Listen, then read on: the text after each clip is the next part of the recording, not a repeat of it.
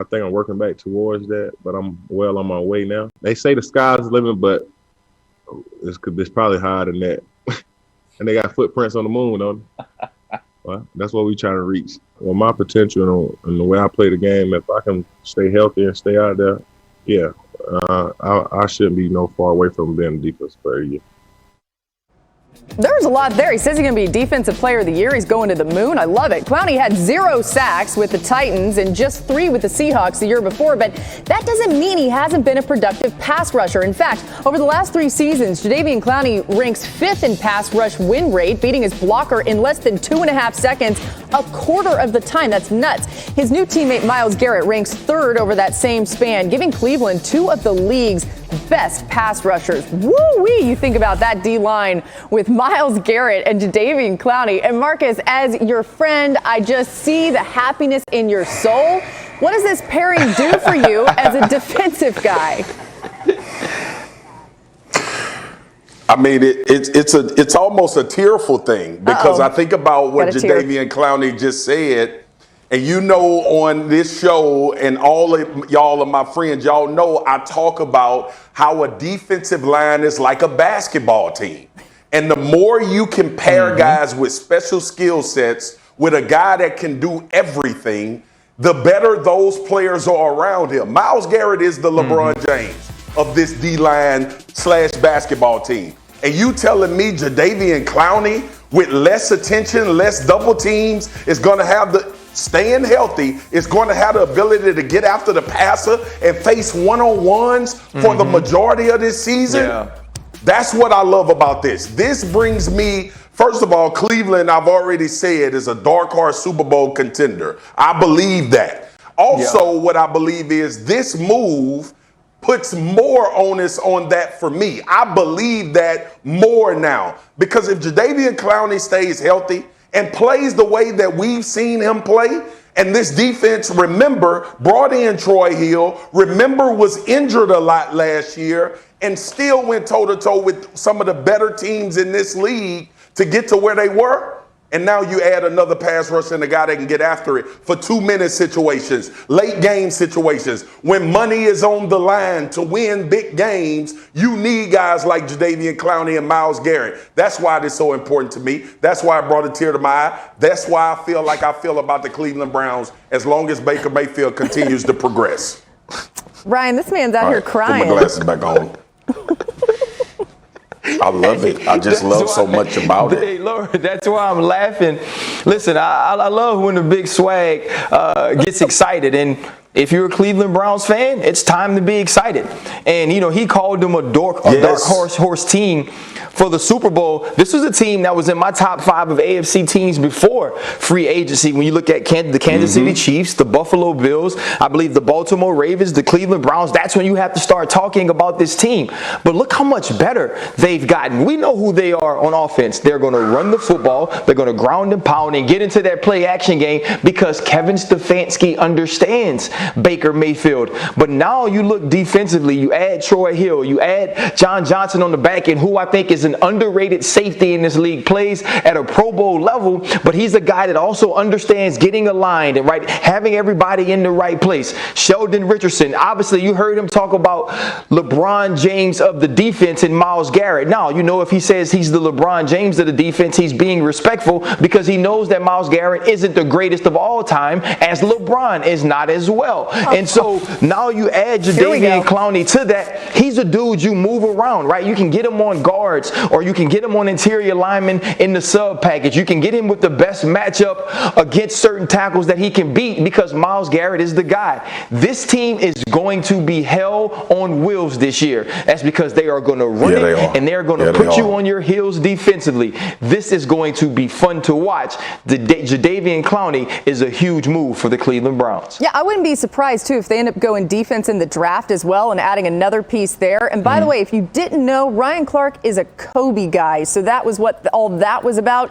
Also, it was Baker Mayfield's birthday today. He posted on his IG story about this Clowney edition. He said, "This is a nice birthday present. Look at that. Baker gets a good B-Day present." We got more NFL Live coming your way. Baker, if you're watching, happy birthday. 15 days away from the NFL draft, and Justin Fields held a second pro day today at Ohio State, just a couple weeks now before this draft. This time a private showcase, but in front of some some of the biggest names in the NFL world. 49ers were there, Patriots, Panthers, Falcons, Broncos, just to name a few. And for Fields and his doubters out there, here's Dan Orlovsky with proof of his excellence. All right, so with Justin Fields, what you're going to hear over the next couple of months is, one, that he gets stuck on his first progression, or that, two, he struggles to get to number 3 or number 4. My response is going to be this. What does the tape say? Do not listen to those people at home. This is a perfect example. I want to draw it up for everybody. You're going to get a go route, a flat route, a deep cross, and then a big post. Now, this is known as a full field progression. This is number 1, number 2, number 3, number 4. What's a full field progression? The coverage of the defense doesn't really dictate who you start with. You are always going to start with that guy and then work across the field. Now, number 1's the flat route. Peyton Manning used to always say, just take it. Make the defense take it away. Force them to come up. So force it out of your hands and get it to number 1. Number 2 is going to be the go route. If it's press man, you want to take a shot downfield, you love it, or you got a whole shot potential. 3 is your deep cross. 4 is the big post. Now, what's the defense out of Nebraska? They're playing what's known as a quarter, half. Down here is cover 2.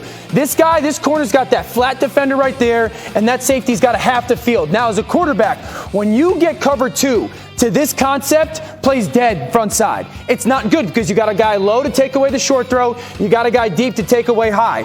Now, I want everyone to just pay attention because as this safety front side, he's got quarter of the field. He's got a quarter field and quarter of field. This guy's vision is on number 2 front side. Just watch as Justin Fields works through this. 1 to 2 to 3 to 4, but we've got a back angle to show you how well done this is by Justin Fields to dispute the he can't get through the progressions thing. Remember, here comes the flat route and you got the go route, but I told you guys it's cover 2 over there. This is X'd out, but it's a full field read. Justin Fields should still take his eyes there. Watch as he does. His eyes are going there. I'm still going to be disciplined. Number 1's not there. Number 2's not there. Okay, I got to come find my deep cross. Here comes that deep cross. And now remember what I told you guys. What number in the progression is he? Not 1, not 2, not 3. Not number 1, not number 2, but he's number 3. That's number 3 in the progression. Now, as Justin Fields is staring there and going, okay, deep cross, are you going to be the guy that wins? He realizes that safety's got vision on it. So 1's not there, 2's not there, 3's not there. He can't get through progressions, right? Watch how good this is. Now he's going to hitch up in the pocket. Eyes are on number 4. And he's just really checking his head. Okay, my big post. I don't want to just launch it downfield. The corner could stay high. I got to see that you're going to go win that route and make the throw. Great vision by him and delivers an absolute perfect strike downfield. So it's not just that he can get through those progressions. He can do it and still make perfect throws. Justin Fields is completely capable of going exactly through the progression the way the play needs it. Dan on the show, how about that? Hey, we've heard plenty about Zach Wilson and Mac Jones' ability to air it out, but don't overlook Fields. On passes thrown 20-plus yards downfield, Wilson, Fields, and Jones rank 1, 2, and 3 in completion percentage out of 101 FBS quarterbacks. The difference between the was on Adam Schefter's podcast had this to say about Zach Wilson versus Trevor. I just like Zach Wilson more. I look at Zach Wilson and I think his high-end talent is greater than Trevor Lawrence. And I think he's got room to grow as a football player altogether. But when I just look at him, Shefty, I just go, man, I see some Rodgers and Mahomes-like qualities. If you were a front office member like you're talking about, you would take Zach Wilson at number 1 in this draft over Trevor Lawrence. I would, yeah. Woo! Okay, no one is denying Zach Wilson's talent. But, I mean, here's the thing, Ryan. For forever, Trevor Lawrence has been the number 1 overall pick. What do you think of this suggestion here? You know, I feel about this the exact same way I used to feel when Texas refused to start Major Applewhite over Chris Sims. Oh. That's how I feel. I don't know if you remember that. Major's from BR. Major should have been the starter. We all know this. Chris would go mess it up. Major would go fix it. But Chris is very good at his job. And this is Chris's opinion. I think this would be very, very close to if Ryan Leaf was drafted over Peyton Manning. And not in the sense that we can look at how their careers play out and not think that Zach Wilson is Ryan Leaf. I don't think that. But what I'm saying is the separation between the two guys is farther than that was to me. Trevor Lawrence has been the presumptive #1 pick since he stepped on Clemson's campus. And he's actually done nothing to lose that, to change the way that we see him. The other thing is his floor is a lot higher than Zach Wilson's. And so if you draft Zach Wilson first and he falls apart and he's not as good as you think he is, and he doesn't play like a #1 overall pick, then in 4 years, whatever GM that would be that made that decision when he's doing TV with me and Marcus, because he will no longer have a job, he will have to explain to you how he should have drafted Trevor Lawrence, because at least if I draft Trevor Lawrence, people won't look at me as stupid. If you draft Zach Wilson and he doesn't work out, people will think you're stupid. I think Marcus is bored, so we're going to move to something far more interesting here on NFL Live. Let's get to some player comps and see if we can turn that frown upside down. Matt, let's do this. So who would your comps be for Trevor Lawrence and Zach Wilson? Start with Lawrence.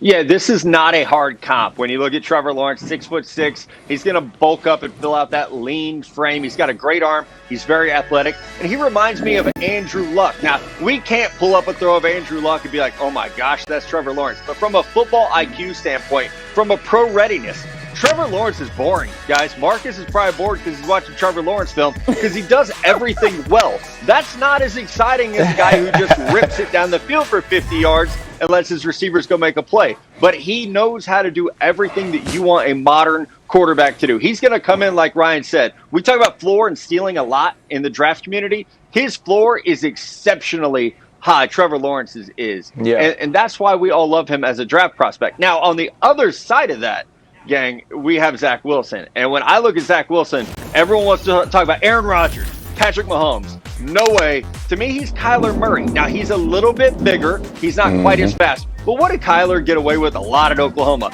YOLO balls. That's where you say, I'm only here for a little bit. I'm going to have a great time. I'm going to throw the ball down the field and let my guys go make a play. That's what Zach Wilson does. It works against North Texas and Texas State and North Alabama and all those schools. I don't know if it works against Alabama or LSU or Ohio State. That's what scares me about Zach Wilson. And I do agree, if someone drafts him ahead of Trevor Lawrence, I would like to take their job someday and fix that franchise, because that's not a good decision. So we talk, I mean, they're stocks, right? It's about risk. Would you rather buy Amazon or something that like was good for a week? Trevor Lawrence is Amazon stock. We know what he is. You take him first. I 100% agree with you, Matt, especially on Trevor Lawrence. Listen, when you find guys like this, whether they hit or whether they are just like Trevor Lawrence, middle of the pack, you could justify, right? Nobody would like it, but you would justify. Yeah. You don't think Trevor Lawrence is going to be the 30th or the 28th or the 32nd ranked quarterback in the league ever throughout his career. That's just what people are talking about, the floor. You think Trevor Lawrence's floor may be like the 15th best guy, right? So that's what people are talking about with a floor. And then when you get to Wilson, I like that comparison with Kyler Murray, because what I did see last year, what nobody wants to talk about, is Kyler Murray struggled when his athleticism was compromised.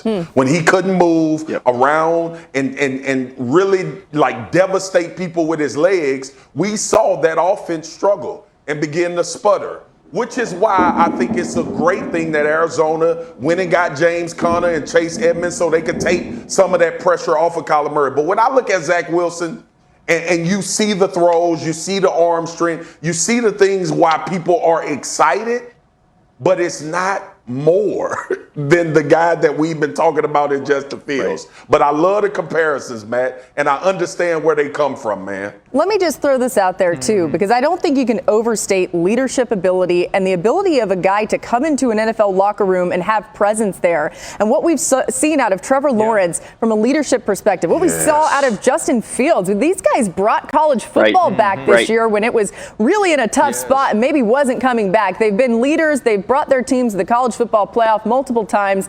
I think that factors in, too, if you're thinking about putting your franchise on the shoulders of a young man for the future. All right, we got more coming your way. What? What are we missing? What are we missing about Justin Fields? Maybe we're not. Maybe I don't think we are. Yeah, Matt, maybe, Okay. right? God. Yeah. Hopefully we're not. Hopefully all this is just the Niners are just messing with everybody, and we're going to sit there Yeah. Thursday night together and be like, oh, there we go. I tell you what, if the Niners have hoodwinked people sorry, y'all. this much, this is going to be wild. Next, these two know a thing or two about defense. RC and Marcus are going to tell us their top defenders in this year's draft, plus the most surefire pick on defense this year. We all agree on this. That's next. Here we go. Who you guys are watching in the draft. We'll start with you, Marcus. Give me your top 3 prospects in the front 7.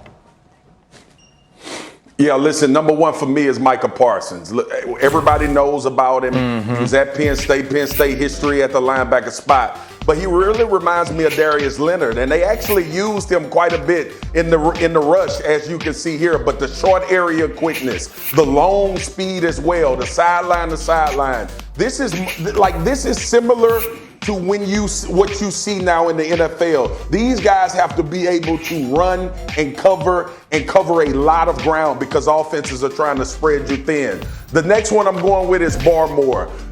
Out of Alabama, interior guy. We haven't talked about D tackles enough, but he's a natural pass rusher because he has great hands. He can use speed, short area quickness. He can bull guys, as you see right here, pushing guys back into the pocket and finishing on the football, which is vitally important in this NFL in this day and age for guys to have that ability as well as play to run. And third for me is Kwity Paye. And I've been looking at this guy, racking my brain, trying to figure out who is he. I played with a guy by the name of Elvis Dumervil in Baltimore. Short, strong, quick lateral movement, has a knack for the pass rush. You get concerned about the length of his arms, but no one can ever lock him up. And the more and more you watch Kwity Paye, he's great in space, he's physical, and when he bumps guys, they go backwards. Those are my 3 guys. I look forward to seeing what they do on Sundays. Sometimes it helps to be a little lower to the ground there. Real powerhouse. All right, RC, your turn. Top 3 prospects in the defensive backfield for you. Well, you know we got to start in the SEC, and that's J.C. Horn. I mean, a lot of people saw him, and he got on your radar against Auburn. We'll blame a little bit of that on Bo Nix, maybe, but he was extremely dominant against Seth Williams. He's a dude that can match up with your bigger receivers, but we've also seen him get in and out of cuts with guys who are smaller. He's a dude that's physical. He tackles. He has the attitude that you want, and he was an absolute stud at his pro day. I look for J.C. Horn to be picked in the top 10 or right around there and be a starter day 1. At number 2 is Patrick Surtain Jr. Listen, his dad was a dog from the 504. No, Pat Surtain Sr. is not from Miami. He's tall, he's big. When I look at him, I think of a guy like Aqib Talib that later on in his career we can see matched up against those big tight ends like Kyle Pitts, or when we saw the Travis Kelce's, the Darren Wallers, because he's going to have that type of versatility. He is a pure press corner coming out of Alabama, and we know how Nick Saban teaches his players. And at 3, it's going to be Greg Newsome. I know you're thinking Northwestern. Those are the smart guys. That's ESPN Greeny. No, they play football too. Not everybody from that school eats their pizza with a fork. This dude is fast. He's physical. He's long. He can get in and out of cuts. We've watched him play zone. He understands who his progression is. He understands how to get from number 1 to 2 if there's a hitch in the seam. He also tackles. When you have a guy like Greg Newsome that absolutely showed out, low 4'3", 6 foot, he's going to be a player in this league. And maybe if you knew he was playing for Northwestern, you'd understand why Justin Fields maybe struggled a little bit. Yeah, a shout out to Northwestern. Greeny does eat his pizza with a fork. Matt, you heard their list. Who sticks out to you as the most surefire lock to be a success on the defensive side in this draft? The reason I love working with these two is because right before I'm going to come on TV and say something, one of them will say it first, even though we didn't prep for this. So RC's right. Greg Newsome gave Justin Fields a long afternoon playing corner, and Brandon Joseph, their All-American safety, who we'll be talking about next year at this time. But yes, Micah Parsons stands out to me, and I know we didn't get to see him play in 2020 due to the opt-out, but there are not that many human beings walking around the United States who play football like Micah Parsons. 6'3", 240, he's running in the low 4.4s, he's agile, and the Darius Leonard comp is amazing. When I look at him athletically, though, he reminds me of Ryan Shazier, who, unfortunately, we saw his career get cut short due to injury. Ryan Shazier is one of the most athletic linebackers, maybe ever. Yes. Micah Parsons is in that conversation, and we saw the Super Bowl. We know how valuable Devin White was to the Tampa Bay Buccaneers. Micah Parsons is a bigger, stronger, faster version of that. And Devin White's an amazing player. We saw his impact. Micah Parsons will be as well. Put some respect on LSU name, but Micah Parsons is a freak show. I remember when he was coming out of high school, I went to Nebraska football camp with my son, and I was looking at this big, tall kid standing in the middle of the field, and I was like, why doesn't that kid have to run the 40? Why isn't he doing the vertical? I'm trying to figure out who he is, and so he's standing in the middle of the field, and we get to one-on-ones. It's wide receiver versus DBs. So the coach asked him, do you want to play wide receiver, Micah? Absolutely. Top 5 DB in the country. He burnt up. He is toast, peanut butter and jelly. Let's get him out of here. Oh, Micah, you want to play DB? Sure, absolutely. Oh, let me go choke out one of the top 100 players in the country, one of these top 10, top 15 wide receivers. Let me go throw him in the stand with the Nebraska fans, and maybe they can all have some corn or whatever it is that they do up there. Micah Parsons can do whatever the heck he wants, and he is going to be a major piece of a very good defensive front at some point in his career because he's so versatile, he's physical, he's a run and hit dude. And like Matt mentioned, we saw what run and hit dudes can do to an offense. Ask Patrick Mahomes, ask Clyde Edwards-Helaire, ask those people on the Kansas City Chiefs sideline. They don't want to see Devin White again. Imagine him, but a little bit taller. And faster, apparently. Hey, listen, I agree with you guys on Micah Parsons. No one mentioned Caleb Farley. He's the cornerback out of Virginia Tech who is dealing with some of the injuries, but they say he's healthy, and he's the guy that might be the most complete corner in this draft. Mel Kiper's latest mock draft has the Patriots drafting Justin Fields, and the Pats were one of the teams that were there at his pro day today. If Fields does go to New England, you can see Fields out there working out. And listen, he was actually running through particular plays from the 49ers. We've got obviously the other teams that were able to get involved as well and run through some of the plays that they wanted to see him do. It's the version that we've got right now with COVID times. They can't work these guys out privately, so had to do it in that setting. And Mel Kiper Jr.'s latest mock draft, he has the Patriots trading up to 10th overall to select Justin Fields. It's very similar to Todd McShay's latest mock. He had the Pats trading up to 11th overall to select Fields. In both cases, though, Fields, the 5th quarterback off the board. So let's live in a world where that's true, although I think we can all go ahead and establish that we don't think that's how it's going to go, or at least we don't think that's how it should go, right? He shouldn't last all the way to 10 or 11. But Ryan, do you like Fields to the Patriots? Initially, I got all the Fields when it's coming, and not the Justin Fields, but the Fields. I was like, yes, go to the dynasty. And then I was like, oh, hell. Did the dynasty move to Tampa? I got really nervous. And so I have mixed emotions, whereas we feel like the New England Patriots are this huge dynasty and that Bill Belichick can do whatever he wants and he understands football, but he doesn't draft well. And so was it Tom Brady holding them together? And so though I would love to see Justin Patriots go to a team that has absolutely dominated the 2000, it does make me nervous. Do they understand how to play with the Justin Fields type quarterback? We've never seen that system. We've never seen that type of player excel under Bill Belichick and his staff. And it doesn't mean that he can't. If Justin Fields is everything that we think he is, he should be great anywhere. But it still makes me wonder, under that type of pressure, under that type of shadow, that type of shade of Tom Brady, could Justin Fields excel? I'm ready. I'm ready to dance. I'm ready to see them take a step forward. Listen, this team was 7-9 last year, and they were horrible. Like, don't get me wrong. They had a few good players, but this team shouldn't have won 7 games last year. But it's because, obviously, Bill Belichick, Josh McDaniels, and what they've grown accustomed to, a bad season for the New England Patriots or anybody would be 7-9. But especially after you lose the greatest quarterback ever, you have 10 dudes opt out of the season, and you still able to manage to pull something together. And Cam Newton, who hadn't played football in almost 2 years, come as your starting quarterback, and you still manage 7 games. All right, I got that out of the way. They get Justin Fields, this division will soon be neck and neck with the Buffalo Bills, because right now that is the best team. But I saw Josh McDaniels implement some things for Cam Newton, which is a preamble to Justin and what he can do from an athletic standpoint. Just rewind the clock. The throwing ability is better than Cam Newton. They went out and got Aguilar. They went out and got Kendrick Bourne, Jonnu Smith, and Hunter Henry. This team will be marketably better. Defense-wise, they brought back Van Noy. They getting opt-outs back. Don't trip on the New England Patriots 7-9 season. I believe that was an anomaly. But, don't get me started if they get Justin Fields, because y'all think I'm a fool now? Watch how I act a fool if they can draft Justin Fields. Oh, boy. Right, I mean, I had the Patriots getting Justin Fields in my own mock draft. It's unlikely he lasts as long as we're expecting. He's not going to be there at 15. They would have to trade up. But you think Marcus is ready to be foolish.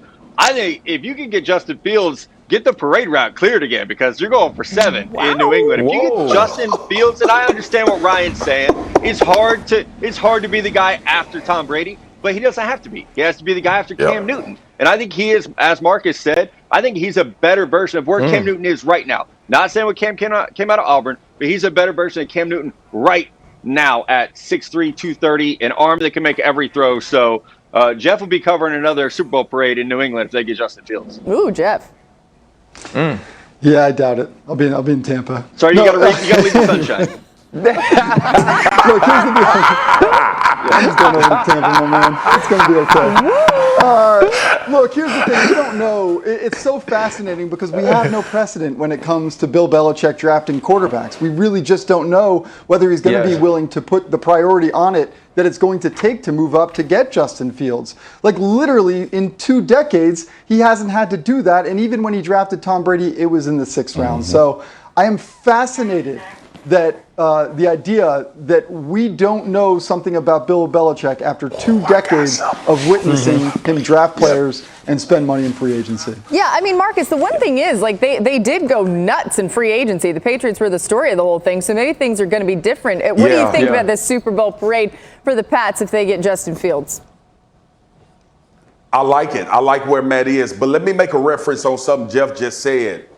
I thought the same thing about Nick Saban until Laura Rutledge and I were covering a league where he brought in Lane Kiffin to bring his offense up to speed with what the trend of college is. Now, if I put any stock into Bill Belichick's greatness, he will not let this pass him by. He will understand, based on what he's been able to do and accomplish as a coach, that some of his philosophy potentially needs to change in order to be up with the times in the NFL. If he's stubborn and doesn't do it, obviously they won't have success. But I refuse to believe Bill Belichick won't be ready if they can get Justin Fields. That's a really interesting point, and the parallels are very obvious between Belichick and Saban. Time for one more thing before we go.